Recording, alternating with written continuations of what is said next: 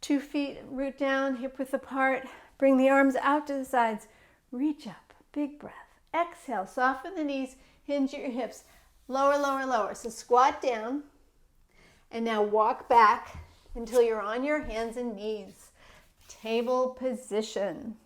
Spread your fingers wide. Plant your hands down right underneath your shoulders. Knees are lined up with your hands and underneath your hips. To warm up the body for our next moves, we will slide and glide. Take the hips back and walk your arms forward more. And when your hips are back, lift your hands up, backs of your hands towards your face, with the heel of your hand still touching the floor, and pull back. So this is strengthening the wrists and the hands and the fingers. And now come forward and then put weight on your hands, creasing at the wrists. This is an intense move for your hands and your wrists, but very strengthening. And then come back again. So now you're going to slide and glide with a focus on hand strength. So come forward and come back. Spread those fingers. Lots of energy and tension really in the hands here. Breathe.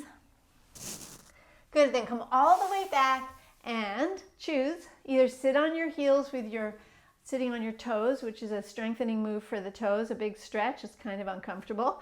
Not my favorite position. If that is not comfortable at all, you can pass by and just sit on your heels. But if that's not okay for your knees, tall kneeling. So one of those 3 positions for our next movements relating to our wrists and our arms and our hands, because downward facing dog requires a lot of work with our hands, our wrists, and our arms. So here we go. Let's extend one arm forward. Let's say it's your right hand. Take the other hand, grab that palm, pull back. So now you're stretching your wrist. And I'd like you to think about the position that your hand is in right now, pulling back, is exactly the opposite position that your arm will be in when you're in downward facing dog. So we're giving an opposite stretch here. Switch sides. Extend, pull back.